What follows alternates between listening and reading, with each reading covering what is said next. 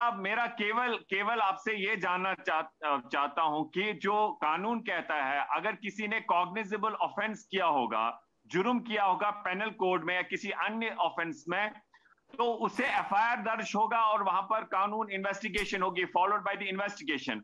एक बिल्कुल। एनक्रोचमेंट अगर कहीं पर होगी, उसके लिए अलग प्रक्रिया है प्रशासन के सामने, इविक्शन नोटिस वगैरह जो भी प्रोसेस वहां पर है। और जो ऑफेंस है उसमें पैनल कोड आपको पूरा पता है सर, वहां पर अलग से एक प्रक्रिया चल रही है। तो इस चीज के कि किसी ने ऑफेंस किया उसके लिए एफआईआर हो, लेकिन उसके बदले आप उसका घर डिमोलिश कर ले, भले ही अगर वो इलीगल हो, उसके लिए एक प्रोसेस होना चाहिए। तो सर काइंडली ये हमें अवगत कराइए, क्या ये बात मुझे सही है कि वो क्रिमिनल ऑफेंस अलग है और सिविल नेचर का अगर कोई चीज है वो अलग है?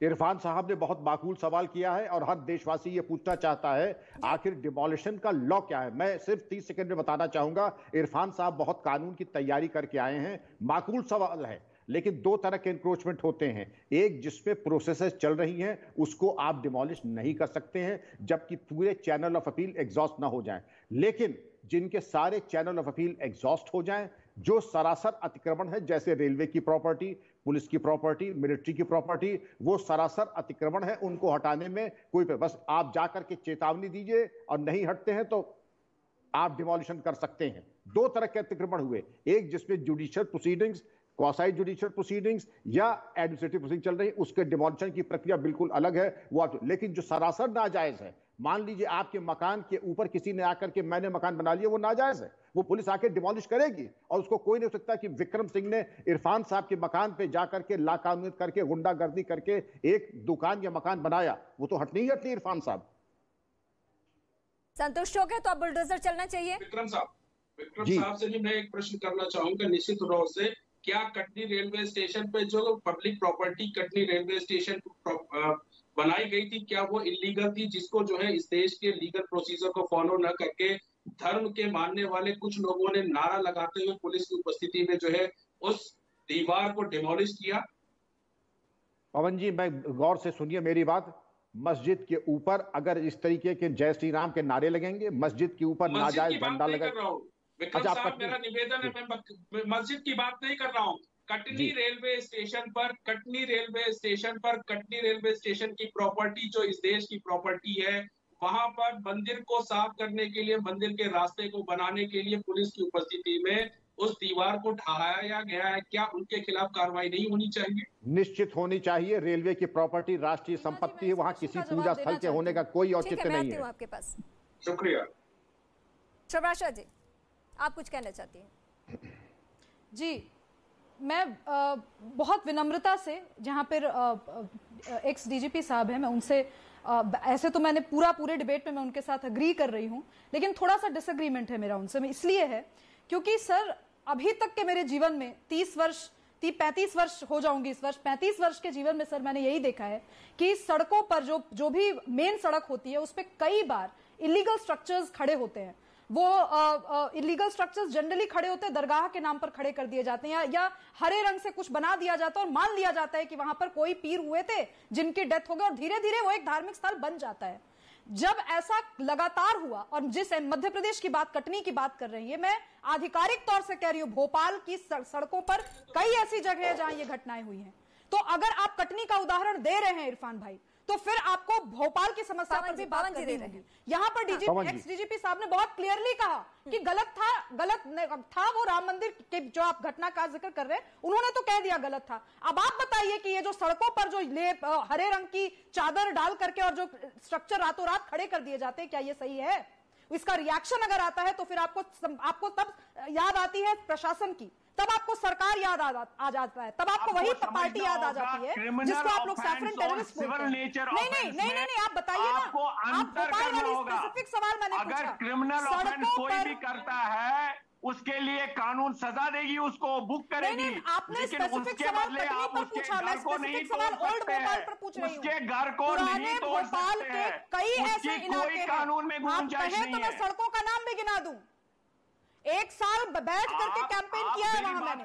आप कहे तो मैं सड़क का नाम भी गिना दूं। केवल ये कहना है कि मैंने क्रिमिनल सवाल ऑफेंस पूछा अलग आपसे, है, सिविल नेचर का ऑफेंस अलग है, इन दो में अंतर करना है। किसी ने अगर इलीगली कोई कंक्रीट बिल्डिंग बनाई है उसके लिए प्रक्रिया अलग है। स्पेसिफिक सवाल पूछा, आप मुझे क्रिमिनल ऑफेंस मत समझाइए। मैंने आपसे सवाल पूछा, ये जो गैर कानूनी तरीके से जो भू अधिग्रहण का मामला है और ये अवैध निर्माण पे ही चल रहा है बुलडोजर, आप उस पे क्यों दंगाइयों पे और अवैध निर्माण पे, वो राजनीति अवैध निर्माण पे चल रहा है और दंगाइयों पे चल रहा है, उन दंगाइयों पे चल रहा है। क्लियर समझ लीजिए, पहले सवाल पूछने में सहूलियत होगी। सुन लीजिए, सीता माँ के मंदिर पर उन दंगाइयों पे जिन्होंने अवैध निर्माण कर रखा है, जिनकी अवैध संपत्ति है, उनके ऊपर बुलडोजर चल रहा है। क्लियर हो गया? विक्रम सर कुछ कहना चाहते हैं आप? कहना चाहता हूं कि बनस्पति ये कहें कि जो कानून की पैमाने पर नाजायज है उससे कोई शिकायत नहीं। कानून के पैमाने पे जो नाजायज हो, मंदिर हो, मस्जिद हो, मजार हो, उसका डिमोलिशन होना ही होना है। उसमें हम पिक एंड चूज थोड़ी करेंगे। रीमा जी, हाँ इरफान जी सुन लिया आपने? आप मेरी बात नहीं समझ रहे हैं। हाँ, मैं कह रहा हूं आपको पूर्व डीजीपी ने समझा दिया, अगर कहीं पर भी अवैध तरीके से कोई कंस्ट्रक्शन हो, हाँ, उसके लिए एक प्रक्रिया है। हाँ, जो हमने देखा, जो बिल्डोजर आपकी बात कर रहे हैं, वो कंक्रीट बिल्डिंग कहीं टाइम से बनी हुई है, उसमें एक अलग प्रोसेस होगा। हाँ, मान लीजिए अगर उसी घर के किसी सदस्य ने कोई क्रिमिनल आपको प्रधानमंत्री आवास के बारे में भी बता दिया था कि अवैध वजह से आप उसका घर प्रेम नहीं जी हटा एक बार सकते फिर से हैं। बता दीजिए कैसे निर्माण हुआ था उसका जिसपे बुलडोजर चला है। प्रेम जी, प्रेम शुक्ला। देखिए रीमा, हाँ, रीमा जी, अरे यू आर कंपेयरिंग प्रधानमंत्री आवास योजना के तहत आप समझ नहीं एक अलग जगह दिखाई गई। ये चिल्ला रहे हैं जबरदस्ती, जरा शांत हो जाए। वाचिक जिहाद अच्छा नहीं है। बोले प्रधानमंत्री आवास योजना के तहत एक लीगल भूखंड पर नक्शा पास कराया गया और उसको सबमिट करके प्रधानमंत्री आवास योजना के तहत धनराशि आवंटित हो गई और वह अवैध निर्माण सरकारी जमीन पर कर लिया गया जी। जब यह संज्ञान में प्रशासन के आया तो उसको तोड़ दिया गया और जिसने ये किया वो फ्रॉड की केस का भी भागीदार है। तो अब जो फ्रॉड, नोटिस की कोई आवश्यकता नहीं है, कोई आवश्यकता नहीं है। कोई क्रिमिनल कंडक्ट करके कहीं भी कुछ भी बना लेगा, कोई नोटिस की जरूरत नहीं। यूनिवर्सल लॉ है, अपॉर्चुनिटी। अरे छोड़ो यार नेचुरल जस्टिस, नेचुरल जस्टिस। अरे अफजल गुरु पे बोल नहीं रहे नेचुरल जस्टिस। अफजल गुरु पे इस तरीके से सवाल पूछे जा रहे हैं, हिम्मत नहीं है।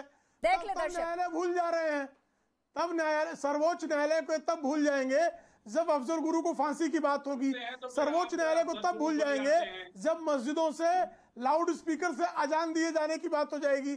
सर्वोच्च न्यायालय को ये तब भूल जाएंगे जब ट्रिपल तलाक पर बात हो जाएगी। सर्वोच्च न्यायालय को ये तब भूल जाएंगे जब तलाक पर मुआवजे की बात होगी। और बाकी मामलों में रोज ये कानून का हवाला देंगे। ये दोगलापन बंद कीजिए, ये बिल्कुल नहीं चलेगा। कानून आपके हिसाब से नहीं समझा जाएगा, वो संविधान सम्मत, न्याय सम्मत होगा।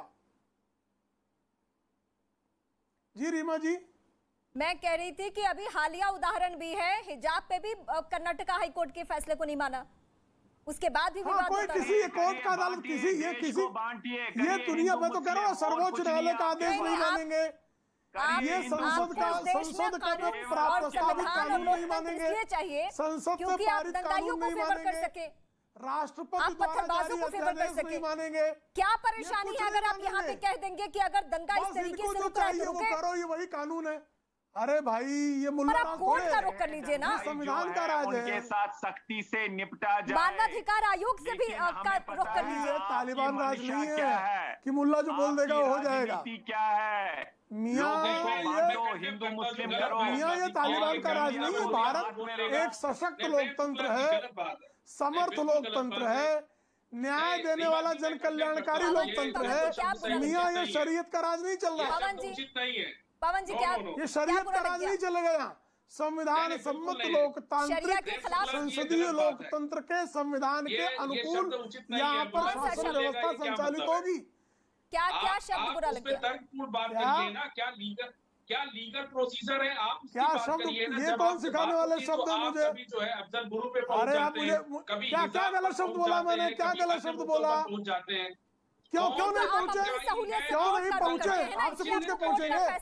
तालिबान का राज चल रहा है क्या? तुम्हारा मुल्ला उमर जो बोलेगा मैं मानूंगा?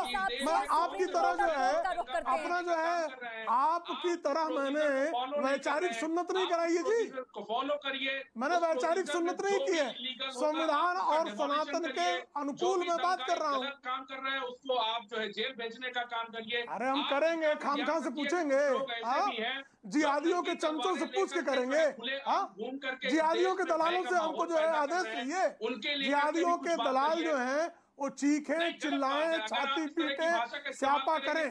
हम संविधान सम्मत कानून का अनुपालन करेंगे, हम कानून का अनुपालन करेंगे, संविधान का पालन करेंगे। हम जो है जिहादियों के दलालों के चीखने चिल्लाने के हिसाब से निर्णय नहीं लेंगे। जिहादियों के दलाल अपना सिर धुन सकते हैं, छाती पीट सकते हैं, रुदाली कर सकते हैं, लेकिन हम संविधान के अनुकूल इस सशक्त लोकतंत्र के, मैं लोकतांत्रिक बात कर रहा हूं, मैं कोई ओवैसी का चमचा थोड़े हूं जी कि मैं ओसामा बिन लादेन के समर्थन में खड़ा हो जाऊं, अफजल गुरु के तलवे चाटूं। मैं इतना जो है, मैं इस तरह का वैचारिक दोगला नहीं हूँ, मैं वैचारिक रूप से।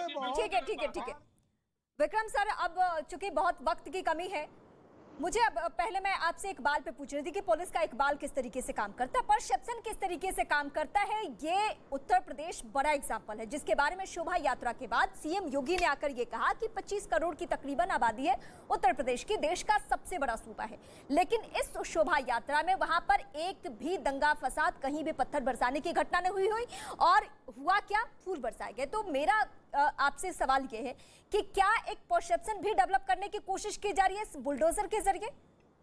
देखिए, बिना दंड के रीमा जी राज्याधिकार नहीं चलता है। हाँ। तत्परता के साथ दंड देना अपराधियों को कानून की परिधि में रहते हुए यह शासन प्रशासन का उत्तरदायित्व है, जो कि उत्तर प्रदेश में किया, योगी सरकार ने किया, तो इसका तो साधुवाद देना चाहिए। और अगर अन्य सरकारों ने, प्रदेशों ने इसका अनुकरण किया है तो इसमें बुराई क्या है? भले ही वो बुलडोजर हो, तेज प्रक्रिया हो, दोषियों के विरुद्ध निर्भीक और स्पष्ट आदेश हो, जीरो टॉलरेंस हो, इसमें क्या बुराई है? यही मैंने अपने करियर में देखा, ये आवश्यक है, क्योंकि इसके बिना बात बनती नहीं है कि हम चुन चुन करके करें। कुछ के लिए कानून अलग है, क्योंकि रूल बुक एक है, संविधान एक है, और सबके लिए एक रूपता के साथ अगर दंडित किया जाता है तत्परता के साथ, तो इसका बड़ा दूरगामी परिणाम सकारात्मक होता है। जनता राहत की सांस लेती है और बदमाशों में सिहरन आ जाती है। बदमाश आत्मसमर्पण करते हैं, कहते हैं कि हमें जेल भेज दीजिए। पवन जी, वक्त की कमी बहुत है, मैं चाहूंगी कि जाते जाते भी कम से कम आप ये कह दीजिए कि इस तरीके से जो एक्शन लिया जा रहा है, चाहे वो पत्थरबाज हो, दंगा करने वाले हो, उन पे एक्शन होना चाहिए, ये तो आप कह दीजिए ताकि उनको सबक मिले ऐसे लोगों को जो पत्थर उठाते हैं हाथों में। हाँ पवन जी, आप ही से सवाल पूछ रही हूँ। मैं निश्चित कह रहा हूँ कि जो लोग इस तरह की गलत हिंसा को फैलाते हैं या इस तरह के गलत कार्य करते हैं, बिल्कुल खिलाफ होना चाहिए। लेकिन आप उनको चिन्हित कैसे करते हैं? क्या कोई आपने कमीशन बिठाया था? क्या कैसे आपने पाया कि जिन लोगों के घर बुलडोजर के माध्यम से गिराए गए वो कौन से लोग हैं? ये विवाद का विषय है और मैं आखिर में आपको सलाह दूंगी कि आप कोर्ट का रुख करें। ऐसे सवाल अगर आपके जहन में है तो आने वाले वक्त में बुलडोजर मॉडल लागू होगा नहीं होगा, ये वक्त को तय करना है, ये सरकारों को तय करना है। लेकिन इस डिबेट के जरिए ये भी बहुत हद तक क्लियर हो चुका है कि आखिर किसके बहकावे में आकर पत्थर बरसाए जाते हैं। फिलहाल हमें वक्त देने के लिए बहुत शुक्रिया, लेकिन आगे आप जरूर देखिए